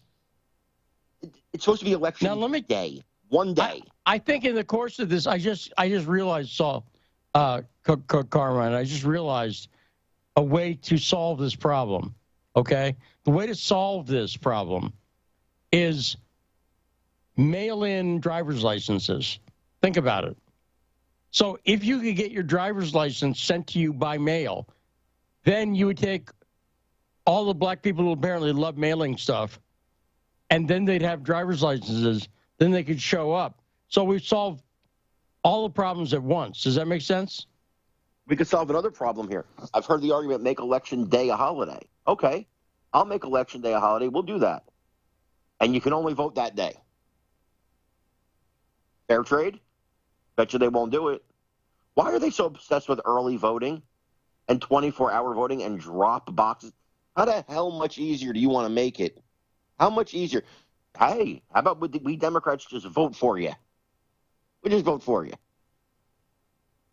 And it is also a slur in the civil rights movement, because the people who in the 50s and 60s fought against Jim Crow and against civil rights, Jim Crow was not that you couldn't go to a Dropbox 4 weeks later. That's not what Jim Crow was about. It was actual racism. It was actual racism. Right. It was poll taxes and stuff like that. This is not that. And again, these are issues that Republicans have been upset about the lack of voter ID for a long time, because they want fair elections. And there's no fair elections, but more Republicans. And let me go back to the point I made before the break. I think that this spectacle, that's what I'll call it, of the State of the Union address needs to be done away with. It's just ridiculous and stupid. Did you see me say that last night Did you see me say that last night on Twitter? I said, do you think the founding fathers had the State of the Union address in mind, had this propaganda speech in mind when they thought of the State of the Union address? And I'm not talking about Joe Biden. I'm talking about every president in my lifetime. And they have the State of the Union is strong. No, it's not. No, it's not right now. That's a damn lie. This is the State of the Union address has become a propaganda speech. It's been that way my entire life. This is not what the founders had in mind. They wanted you to actually give a real State of the Union to Congress, not to the American people. This is a campaign speech. It's ridiculous. You said it before. It's the Emmys, it's the Golden Globes, it's the ESPYs. It's ridiculous. Clapping after every third sentence.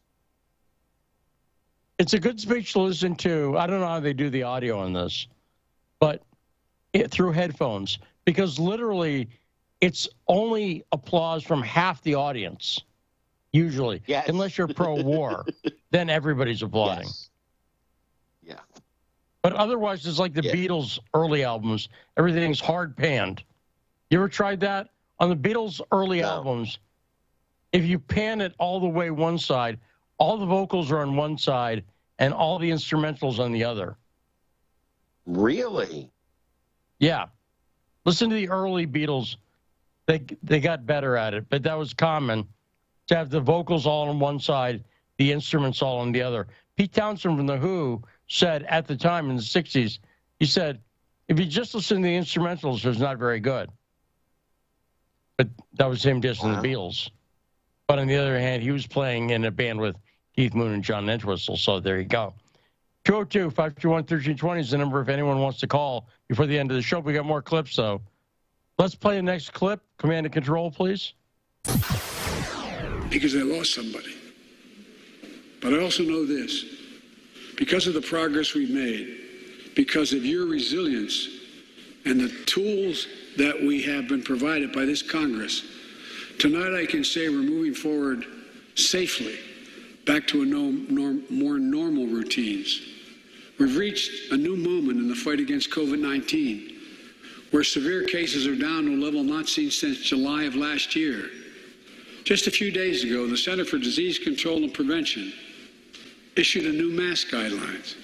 Under the new guidelines, most Americans and most of the country can now go mask-free.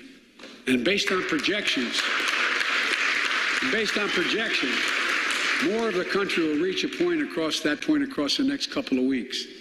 And thanks to the progress we've made in the past year, COVID-19 no longer need control our lives. I know some are talking about living with COVID-19, but tonight I say that we never will just accept living with COVID-19. We'll continue to combat the virus as we do other diseases. And because this virus mutates and spreads, we have to stay on guard. Now, let me try to give the speech the way I might have presented it. Carmine, tell me what you think of my version. This COVID-19 thing was never as deadly as we made it out to be. And as not deadly as it was, it's now less not deadly because that's what happens when things mutate. This one has fizzled out. It's gone down the drain. And it has nothing to do with what I did or what anybody here in Congress did. It had nothing to do with the mask. And it didn't even seem to really have much to do with the vaccinations.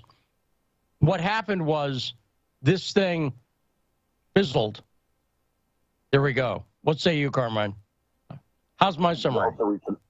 Very good. It also reached another point, which is the elections are coming up. So that's the other point it reached. And people are fighting back. And the trucker convoys did a lot. Those people did a lot. I don't even know if they realized they did a lot because it was going to start happening worldwide. I will disagree. Well, I don't know what it depends on what you're saying. COVID-19 was deadly. I lost 2 people to it. Well, what I said was never as deadly as it was deadly-ish. It was deadly to people. It was deadly to people, particularly who were older, immunocompromised, like the flu is, like most diseases are. Well, so that's why I say ish. If I say ish, let me ask this: because the CDC has been very cagey with this. I don't know if we know how many people died due to COVID-19 who wouldn't have died from the flu that when it first started. What we don't really know is how many people died from it, how many people died with it.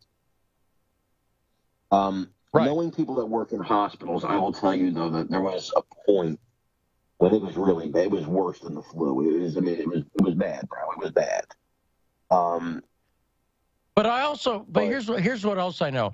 They were doing a lot of treatment with ventilators, and people I know who are medical people tell me ventilators are bad. Those killed more people than anything. Right. So it'd be like if there was an outbreak of a disease and we were treating with leeches, and we had a lot of deaths early on, but they were due to the leeches. I don't know Well, that's going to happen with any new disease. Any new disease is going to have a lot of deaths early on until you learn how to treat that disease. Well, so here's what I question. I don't know the answers. How new was this really? In other words, it seems like a lot of it was just stuff that's somewhat normal. Well, and you're a vaccinated person, right? Yeah, I got the J. When I was in the hospital for my first stroke, they asked me if I wanted to be vaccinated. I said, sure. Yeah, I got the J&J first. I got the Pfizer booster. And I'm going to tell you, I watch CNN most of the day. Because, no offense, I love the people on Fox. I have friends at Fox. I just feel sometimes that Fox talks down to the viewer. Not that CNN doesn't, but CNN's not talking to me. They're talking down to their own viewers, if that makes sense. It does. And I also don't want to see Don Lemon in the leg chair, but keep going, Carmine. Yeah, I mean, I like kind of getting annoyed with Don Lemon at night. But I feel like Fox talks down to me. So anyway, I don't know why I brought up Fox. Why did I bring up Fox? I'm not sure, but I want to play this next clip because we're almost out of time. So hit it, command and control. Put us on a path to win the economic competition of the 21st century that we face with the rest of the world, particularly China. I've told Xi Jinping it's never been a good bet to bet against the American people. We'll create good jobs for millions of Americans, modernizing roads, airports, ports, waterways, all across America. And we'll do it to withstand the devastating effects of climate change and promote environmental justice. We'll build a national network of 500,000 electric vehicle charging stations. Begin to replace the poisonous lead pipes so every child, every American has clean water to drink at home and at school. We're going to provide affordable, high-speed internet for every American, rural, suburban, urban, and tribal communities. 4,000 projects have already been announced. Many of you have announced them in your districts. And tonight, I'm announcing that this year, we will start fixing over 65,000 miles of highway and 1,500 bridges in disrepair. There we go. Now, by the way, you couldn't see it on video because we don't have it, but Hunter Biden perked up when he heard Joe Biden talking about cleaning up the pipes. I don't know if you saw that, Carmine. There we go. Carmine Sabia, thanks so much for joining us. Thanks to George Samueli in the first hour. Thanks to all of the callers we had. Too many to list. Too many for me to remember even. But we'll be back tomorrow on the best damn radio show in the world. I'm Lee Stranahan. This, in fact, is The Backstory.